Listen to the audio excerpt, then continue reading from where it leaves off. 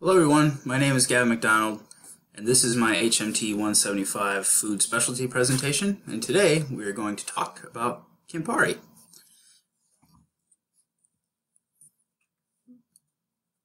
So the history of Campari and how it's made. The history portion of the research that I did I found to be very interesting. Campari is about 150 years old. It was started in Milan, Italy, and the headquarters are still there today.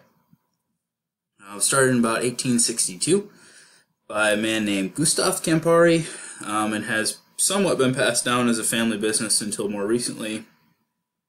The company kind of came into its own under his son's leadership, who in 1904 did some things to actually automate the production, which at the turn of the century, liqueur production in an automated manner was just unheard of and was particularly not done in Italy. He also did some very interesting things in the 30s, working with futurist artists to do advertising that is very attractive, very beautiful advertising in my opinion. Did a lot of other different things we'll talk about a little bit later as well. What is Campari? So it's a bitter liqueur and it's herbally based. I say herbally based because nobody except for one person on the planet actually knows the full recipe.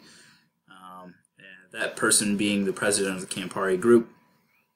But it's known that there's 68 different ingredients, so it's very complex, but only certain sub-pieces of the staff are aware of certain pieces of the recipe at any given time. So it's kind of this very closely veiled secret that nobody else has been able to replicate. It's a bitter liqueur because it is very bitter in taste. We'll talk about that a little bit later too, but the way that it's made is by steeping ingredients in pure alcohol, pure food grade alcohol. So one of the results of this is that it has a lower ABV than normally distilled spirits, so like a whiskey or a vodka, but it is much higher than most beers or wines. So it's about 24% as it's sold here in the United States, and that varies by a few percentages depending on where you are in the world. In Italy, I think it's a little bit higher. I think it's more like 28. But the flavors that are induced in it are basically solely as a result of the cinnamons and things that they use to steep it in. So while we don't know precisely what that is, all the flavors that come from the beverage, including this really brilliant red color that you see on the screen here to the right, is just a result of the things that are in the drink when they steep it.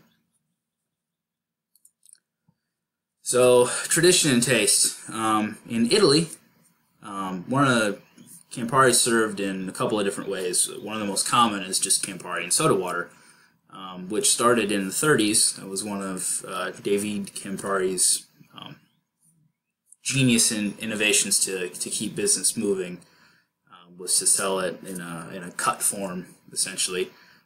But people in Italy still drink that today, and it's a really great, nice refreshment. It's also served as an aperitivo over there. So as part of, it's an aperitivo drink, as part of something you would get at a cafe before dinner, as we've learned throughout the course of this course. The American versions aren't different, but they're not common. So you're not going to find someone has really done something crazy with the Negroni. Of course, you know, bartenders are always making different things, and I've heard of people saying that their Negroni's made with whiskey instead of Campari, which is not a Negroni.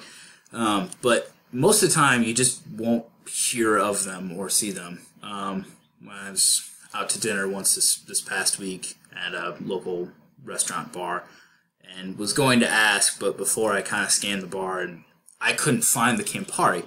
And I have a distinctive feeling that if I'd asked the bartender, she probably wouldn't have known what I was talking about. And a lot of my research said that that was something that was fairly common.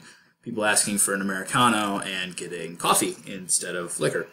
So the American tradition is not different, it's just kind of non-existent.